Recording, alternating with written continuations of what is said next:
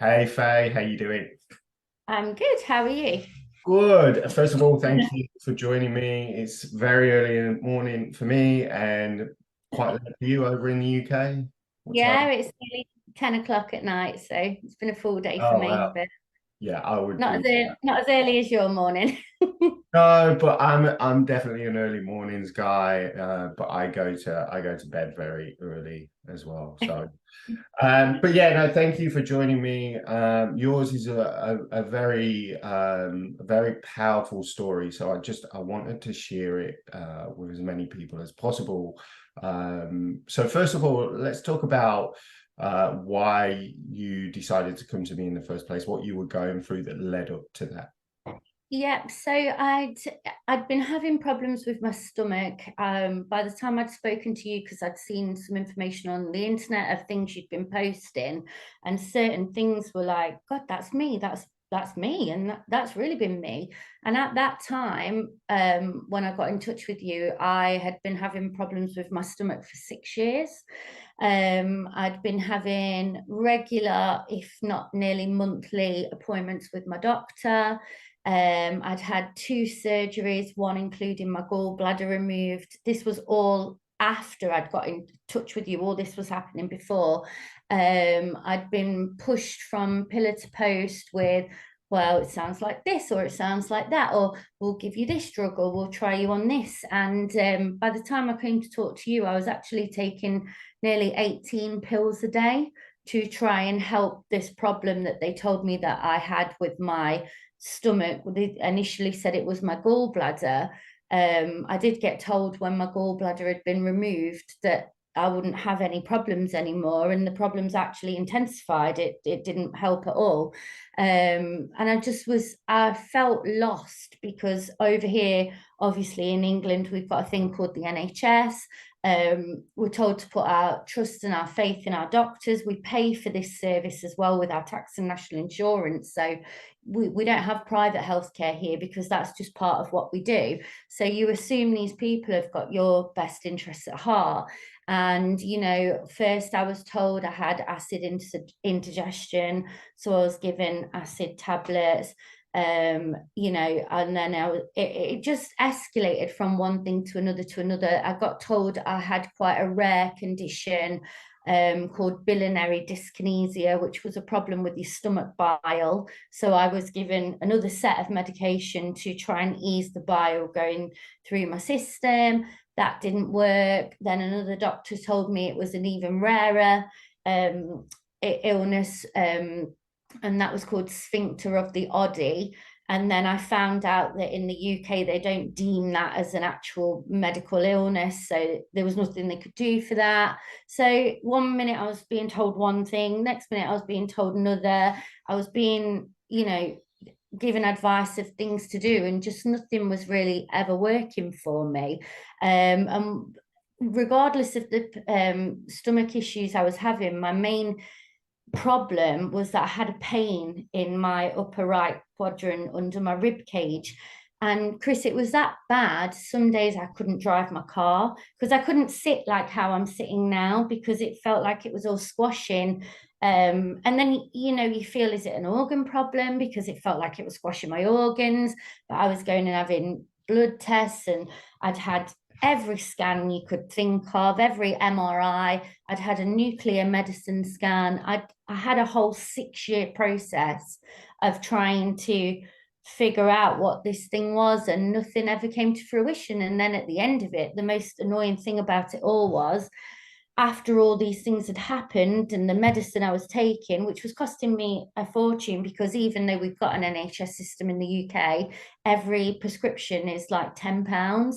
And when you're taking 6 and 7 different medicines, there's £70 a month in pills that weren't working for me, basically. And then I absolutely lost my temper because I'd been through gastroenteritis specialists, I'd been to gallbladder specialists, bowel specialists, hepatologist specialists, and then to be told, actually, we think it's psychological and maybe you've got suppressed childhood trauma that is making you have gut ache, basically, and that we want to put you on some cognitive therapy. Yeah. Yeah. And I was like, so you've done all this, you've given me all this, you've tried all these things. I mean, having gallbladder surgery is not easy. Some people it is, and you recover quite well. I didn't recover quite well. I had a hematoma. I had to go back into hospital for another week. I had possible sepsis because my wound didn't heal properly. And I had about 6 weeks off work all in total for something that I actually never really needed, to then be told by my medical professional and the people that I'd put trust in that I had mental health issues basically, and childhood trauma that was suppressed. So what was it all for? And Mm. it just, I lost my temper. I was fuming. I was gutted with this system I'd put my trust in, and I've followed you on Instagram for a while. I'd seen things you put a post. I remember it specifically. You put a post on about gut health, and it was something like, "Do you have diarrhea? Do you get pain? Do you do this? Do you do that? And if so, it might be worth looking at your blood." And I was like, "Oh my God, that's all of that is me. Every single thing you listed was me." So Mm. I got in touch with you. Obviously, I'm from the UK and you're in Australia, and and I wondered if we'd be able to work together, but we did. And yeah, I've never really looked back. Yeah, and that's such an incredible story. And first of all, I'm so sorry you had to go through that. But it is a story that I hear a lot. And I think what I think is so important about this message is that, we live in a world where we are taught to put so much faith into doctors and the medical system, and you were doing all the right things, you were doing exactly what they told you, and you were still having issues. So and it's not necessarily their fault, it's an education piece, right? So and I think it's really powerful for people to know that that's not the only way. Yeah. There are other options out there. And and then when we think about when you did come to me and what we actually changed, and I'm sure you'll agree, and I'd love to hear your perspective on this as well, is what we actually, when you came to me and I saw your bloods and I listened to your symptoms, to me what was going on was very clear, Mhm. and we didn't even get a full blood, as many bloods as I usually like to get, because it's a little bit more difficult in the UK to do that. Mhm. But we got enough that, alongside the symptoms, honestly, with symptoms alone, I had a very good idea of what was going on with the bacterial overgrowth, because we had the gallbladder piece and things like that. So, all we did initially is we changed around your diet. It wasn't a massive change, just bringing things back to kind of basics, make sure we were eating more bioavailable foods, because when you do have issues with digestion, we have to overcompensate that and make sure we're eating the most nutrient dense bioavailable foods, for one. And then we did minimal supplementation just to help with the digestion and fill in some nutrient deficiencies. And yeah, I'd love to talk about, how that helped, and your thoughts on that process initially. Yeah. I mean, like you said, it was quite a fight to get my blood results. And again, that's another shame of things that happen here in the UK, because we can go to our doctors and have a blood test, ask for the results and not be given them. And again, that was another fight to try and get that to be able to give it to you so you could help me. Which was another way where I felt disappointed and obviously failed by my system. But yeah, exactly. It was a case of some supplements, some biotics, things that I weren't taking. When you'd seen my blood, you'd explained quite well to me about the magnesium levels and, other little bits and bobs, and try this and have that. And like you said, it wasn't really a big list. It was just these were the places where your blood counts were low and we can improve, and cutting it back to a healthier diet. And it was quite it was a change at first, and it was quite hard at first, just because I'd been used to eating pizza, and and I'm not an unhealthy person. I exercise for a living. I do like a takeaway. I do like a glass of wine. I'm a normal person in that respect. I'm a normal size 10 to 12. Like I'm not an overweight person. So cut back what we did at the beginning was just a little bit tough, but now it's just become a lifestyle. And it's easy to follow, it's healthier to follow. I know if I have a day where I think, oh God, I'm going out for a meal or whatever, and the next day I do start to feel the symptoms again, and it's easy then to switch straight back to where I need to be, to get the results I want. I very rarely get the pain in my right side now. Diarrhea was a massive problem for me. I know people don't really like to talk about it, but sometimes I couldn't leave the house. I needed to be awake and active for a good hour or two before I left my house, because I could literally be in my car and have to pull over for the toilet. It was that bad. So cutting a lot of the man-made things out, or even just cutting them back, you going back to, like what you said to me, a quite a simple hunter-gatherer diet, a lot of nutrient things that are in soil, a lot of good meats. And that's basically what I do now, and I have now. And I probably, bearing in mind I had this pain in my right rib cage every single day for 6 years, I might not even get it once a month now. So, and that will be because I've done something the day before. Not that I shouldn't, but we're human beings, aren't we? We've got to live a little bit. And I love pizza. Who doesn't? Or I love a takeaway. But it's knowing what's good for you and what are the triggers and what's going to set these things off.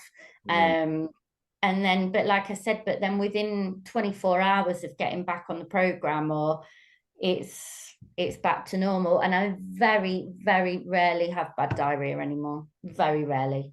Yeah, and it's so important that people are willing to talk about this, because it's not an easy thing to talk about, right? Like, people don't want to talk about it. I talk about it every day now, so it's really normal for me. But it's so many people suffer from this. Like, the statistics for IBS is out of control, and it's really interesting as well that you brought up the point about the CBT.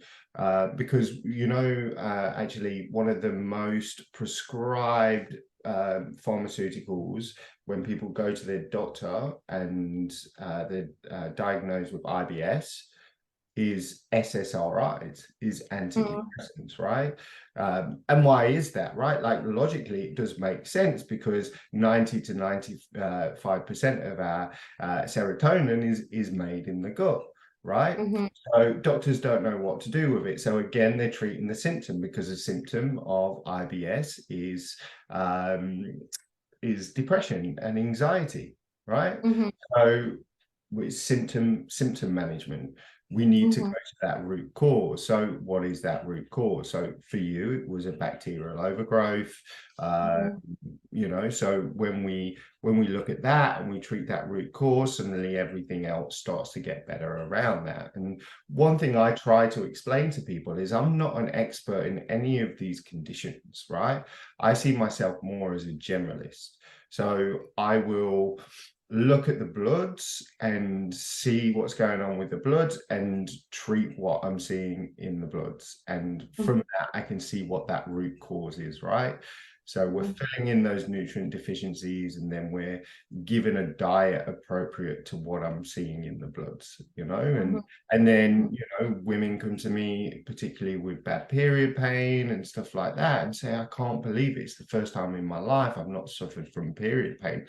I'm not an expert in women's hormones, but when we treat the body as a whole, when we treat it holistically, and we're looking at everything, so we're looking at the bloods, we're looking at the symptoms, we're looking at lifestyle for that person. That's when we get those major results and those major shifts in things that we weren't expecting, So yeah, so it's massive that you know, because people really don't realize when it comes to IBS how much it can actually control your life. You know, it's not the first time I've heard from people about, you know, having to pull over and go to the toilet and think you're always thinking about where is the toilet, you know? Oh, always. Oh, and it was like that. And and I would try and explain that to the doctors, like you don't understand how it feels that I have to maybe plan a 20-minute car journey Mm, on where I might be able to find a service station or to be able to pull over in case I'm having an emergency. And I said, it's not normal. I'm still young. I don't, other than this issue, I didn't really have anything wrong with me. And and it has a major effect on your life. And it had have I went on holiday with my dad, and at the time we hadn't spoken, and I hadn't realized things like dairy and wheat and things were quite a big trigger. So I was getting up in the morning on holiday and having a coffee and maybe a croissant or a cake or something, and then within minutes Dad, I'm sweating profusely, and I'm like, I need to find somewhere. And it does have effects on your day-to-day life. And I don't think people realize how much it does and how mm, much it affects you. mm. And it was a big issue for me, in the morning, leaving the house, knowing that until I'd been to the toilet at least 3, 4, 5 times, I wasn't ready to go. Yeah, yeah, and it's massive, right? And here's the thing, you know, at that time, you must have felt like, well, I'm going to the doctors, I'm doing everything that they've told me, yet I'm still having these issues. I'm going to have these issues for the rest of my life. You know, you must have just got used to the fact that this is normal for you now. So it must have been such a relief. It must be such a relief and such a incredible step up in your quality of life, knowing that you're not going to have to deal with that for the rest of your life. Like, what a release that must feel. Definitely, definitely, especially with the toilet issue, but also, like I said, with the pain under the right side. I mean, Mm, to not be able to drive to work properly and safely, it's hard to explain how it felt. It felt like my organs were being crushed, and I'd have to drive, Chris, with my arm in the air to mm, try and release some space in that area. And do you know what I mean? And it's not normal, is it? And I and that's then what I started to feel. I started to feel I'm not normal. This is not normal. Is this ever going to go away, or is this just going to be me for the rest of my life? Because if it is, who lives like this? And mm. I remember having those conversations with doctors on many occasions where I'd get angry with them, and I'd say, it's not normal for me to have to drive to work with my arm in the air to help me. Mm. And then I remember on that occasion, they gave me a drug called gabapentin, which goes back to what you were saying about the IBS symptoms. And that was a neurological drug. And Yeah. then when I researched it and I'd found it out, I would ring them and say, well, do you now think that I'm crazy or I've got something wrong with my brain? Because, oh no, well, they can use it as a pain relief as well. But you hit the nail on the head. They also give it to antidepressant. And then, you're telling me I'm depressed because I'm not. But Mm. I know it's not normal to have this pain under my rib cage every day. So help me.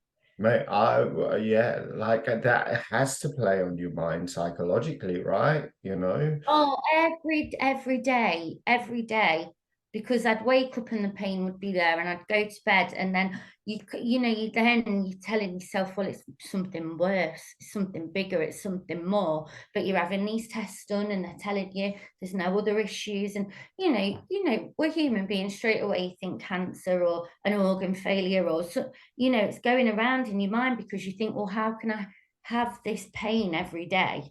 Mm, And it not be something that you can find. And the last time I went to see the hepatologist doctor, he basically said to me, his exact words were, we don't have a magic wand that can diagnose everything. The mm, human body is like so complex that there's just not a magical diagnosis for everything. So mm. I said, you're just gonna leave me then. That's it now. You've ticked all your boxes and that you think there's nothing more that can be done. And Yeah. literally a bit of a change of diet, and like you said, the supplements, and cutting a lot of the man-made foods out and the fatty foods out. I'm almost pretty much back to normal. Well, it's so interesting. I've heard so many medical doctors and, and gastroenterologists talk about IBD, and, a lot of the time they don't think food and diet has anything to do with it. And it's like, I think, just logically, like that's an insane thing to say. and another thing where to just support what you're saying, after I had my gallbladder surgery, which is quite a severe surgery, no one ever recommended a diet to me. They didn't say, oh, we've removed that from you and now you should really strip back on this, or for the next couple of weeks, even like try. They let me go 2 days later with and said have paracetamol, and I Mm, ended up back in hospital after a week. mm. And they, Yeah, and then they said, oh, did they not give you a diet plan? No, nobody said anything. Oh, well, you should have been cutting out fatty foods, and you should have. No, no one well, mentioned that's food. it. Because when No we, one, yeah. from word go, nobody ever mentioned diet to me, ever. Which is crazy. And and it's just, and even then it's not as simple as just cutting out fatty foods, because we need fatty foods, right? Like we need that Yeah, for yeah. bone building and things like that. What we should be doing is having certain types of fatty foods, but also supporting your body's ability to be able to absorb that fat, because essentially that's what's being impaired when we're taking the gallbladder out, right? So Yeah. it's just not as simple as saying, because that's the thing, right? Like in the medical profession, they're kind of like, instead of trying to work, because if it was me, knowing what I know, there's no way I would have took your gallbladder out. I think that was the wrong move to do. I think we should have supported it to function properly. That's what Mm-hmm. you would do. But unfortunately, in the medical profession, particularly over the last few decades, the answer to everything is rip it out. Let's rip Mm-hmm. it out, because it's easier. If it's causing you an issue, let's rip it out. And in the long term, that can, the body comes as a whole for a reason, right? Like it all has its part to play.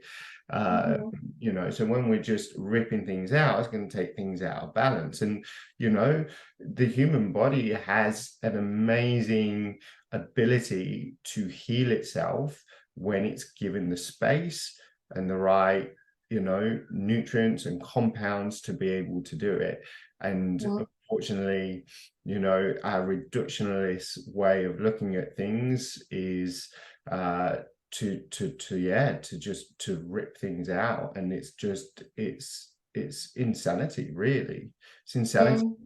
Mm. um but yeah. Especially when I never even had any symptoms of anything like gallstones or anything like that. No. There was never any indication that there was any problem with my gallbladder. And and how old were you when this was happening? Um, so it'd been going on so I'd have been about 32 when it started. Yeah, so So young. quite young. So young, and you did all the right things, you listened, you did what they told you, and of course, you're in a lot of pain and there was a lot of things going on. So why wouldn't you want to listen to those people who, you know supposedly know what they're talking about? uh, Mhm. and this is not to say the medical profession isn't good at certain things. They absolutely are. Traumatic care, acute care, being reductionist, with keyhole surgery and things like that is absolutely phenomenal.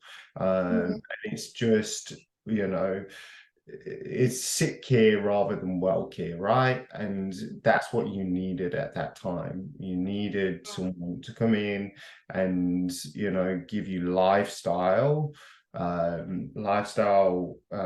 changes first. That should be our first port of call, right? Is always minimal effective dose, minimal intervention first. And then, and then it's not to say there isn't times when that's not the right thing to do, but we should always be trying every other avenue first before we get too invasive. And unfortunately, they were just so quick seems like they were so quick to make that decision and do that without trying anything else. And like you say, no talk about diet, which is just insane to me. It's insane to I me. think I think as well, I think because they looked at me as quite a normal size person, Hmm. straight away you just deemed as, well, you clearly don't have a bad diet because you're not overweight. But Yeah. that's not necessarily true, is it?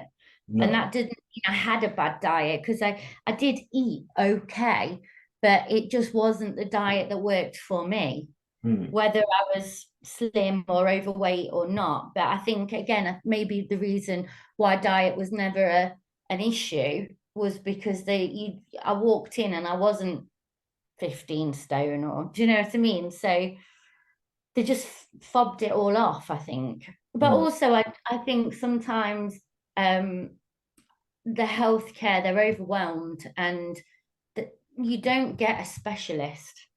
And I think that's sometimes the problem. I go to my local GP and they're treating everything with every symptom and every one. Do you know what I'm trying to say? Whereas in this case, I needed someone that could specialize in my area, which was my gut problem. And then the moment I spoke to you, it worked. Do you understand? Because you specialized in it for me, Hmm. where you weren't, trying to fix a broken finger, and you had extensive knowledge in what I needed to know. And Hmm. that was what resounded in me when I saw your Instagram posts and the things that you were writing. I was like, God, this guy knows what he's talking about, because that's all me, and no one has ever said to me what you were saying. Yeah, and that's the thing, right? Like the gut, the gut, even though I'm specializing in the gut, we have to remember that the gut interacts with the rest of our body, right? Yeah. Even lower back pain and things like that can actually come down to what's going on in the gut, Mhm. headaches, migraines, and that's why I don't call myself particularly a specialist, is because, the gut has to do with pretty much everything. It's not the Mhm. root cause of absolutely everything, but it has something to do, with pretty much every bodily function, Mhm. when it comes to the gut, because it's how we're assimilating nutrients, right? And so it's always going to have interactions with it. You've got the gut brain axis, you've got the gut Mhm. liver axis, you've got the gut kidney axis, you've got all of these things that it plays a part in. So by specializing in the gut, but not really specializing in anything, you can kind of get an idea of what's going on with everything else, right? Mhm. So Definitely. yeah, I think you've hit the nail on the head there. And we need more doctors to be, just to have just cursory knowledge, like the amount of medical professionals that I've spoke to that have never heard of SIBO, small intestinal bacterial overgrowth, you know Mhm. who are just not aware of those things. Like it's mind-blowing to me, because just knowing that, for you, knowing what you were potentially dealing with, means that just by dietary interventions alone, we can quell the symptoms. We still need to go in and we still need to fix the crux of the issue and the root cause of the issue. But in terms of just making your lifestyle and how you're feeling and your day-to-day quality of life is just, really easy when you've got a bit of a semblance of what might be going on. Uh, Mhm. but I think more and more, and you did eventually find a good doctor in the UK, right? Yeah, and he was very much on your page. Yeah, And I think that's why we did get on, and I did have to pay. He was a private doctor, but yeah. he pretty much said all of what you said. He didn't use the word SIBO, but he did explain it as bacteria in the, so underneath where your gallbladder is, there's a collection of tubes. he explained to me there's one, I think it's called the hippotopical flexor, which is like a U bend, like your sink or your toilet. And he said when bacteria and infection gets in there, it will just manifest in those tubes. And then when you eat processed foods, man-made foods, dairy foods, gluten foods, all it's doing is irritating that area. So it's pretty much spot on with what you said. And he just basically said it's now the rebuild of those tubes in that area, to make it all function properly again, and get it all back to working, so I don't get the pain in my side and the toilet problems I was having. So is it pretty much exactly what you said? Yeah, and that's it. And there are good. This is what I try and explain to people, because a lot of the times I do come across, and I'm very critical of the medical system and doctors, but they're not. There is some really great ones out there, and what I want to do is be able to work with them, because what I do is quite intensive and they just don't have the time to do that, right? So I would rather us work together to find out what's best for the patient, because they don't have the time to support the patient like I do, so why can't we come to a point where we're supporting each other? Because ultimately it's the outcome of the person that I'm looking for, and they have access to certain things that I don't have access to, and I have access, like time with my clients, that they don't have access to, right? So I have knowledge that they don't have, they have some knowledge that I don't have, so why can't we work together? That's what I do now. I still work with mentors. I still go back and forth with my mentors when I'm with clients, because two heads are always better than one, so why, it shouldn't be us against them. It should be, we should be working together. But there's such hubris within the medical profession, and such hubris within certain doctors, that they feel like, well, and I understand it, they've invested a lot of time into learning what they've learned, and when they're forced to shift their paradigm in that way, it can be quite challenging to the ego, and I understand that, and when I learn information that doesn't correspond necessarily with how I think, I feel my ego flare up. But I think I've got to a point now where I'm aware of that, so I can kind of be conscious of that, and I can actually give that other opinion some time, because like I say, ultimately the thing I want is for that person to be well, to have that quality of life back again. That's the purpose. That's why I do this. So, I do understand why, I can understand their perspective, where they're coming from, but ultimately, we need to have that person, that patient, we need to have their quality of life. That's what's most important, yeah. That's really good. Thank you so much for sharing all of that. Is there anything else you want to talk about before we end today? Is there anything you want to add?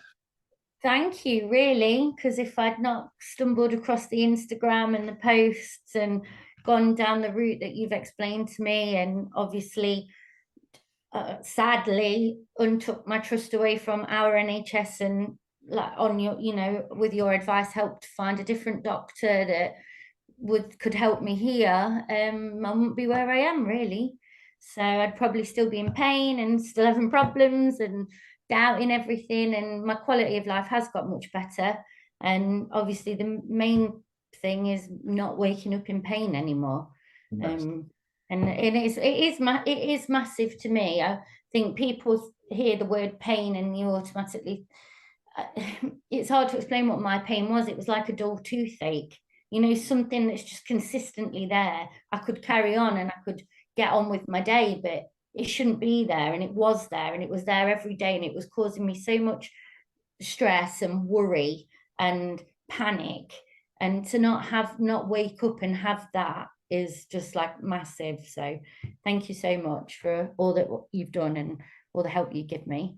No, and I want to say thank you to you as well, because I know, what a huge leap of faith it is to trust someone, that's not part of the medical establishment, because it's so drilled into us to do that. So I understand people's skepticism, with things like that. So I'm very grateful for you for trusting in me and taking that leap of faith, because I know that's not an easy thing to do. And thank you, as I always say, I'm only as good as my clients, right? So, for you to get the success that you've had, like you say, it takes a little bit of, it takes a little bit of hard work. It can be quite challenging, particularly at first. So I'm really happy that I'm proud of you that you've been able to do that and give it your best effort and understand. And one of the things I always explain to people is that I don't expect 100% perfection. That's not what we're aiming for here, right? Like, we're just aiming to be better, just to be better. And like you say, you're a normal person, you enjoy your drink, you enjoy a pizza, and I don't want to take that away from anyone, right? Like, and we don't have to live a life of abstinence. We can still do those things, but as long as we know what our foundations are, and as long as we're aware and we can make a choice that we know that's a bad food for us, we know what kind of reactions we're going to get from that food, and now we're consciously making that choice, so we know what to expect. So I think we've built a good foundation that we can always come back to, and that's really important for me to be able to do for people. So good on you, Faye. Thank you, and thank you again.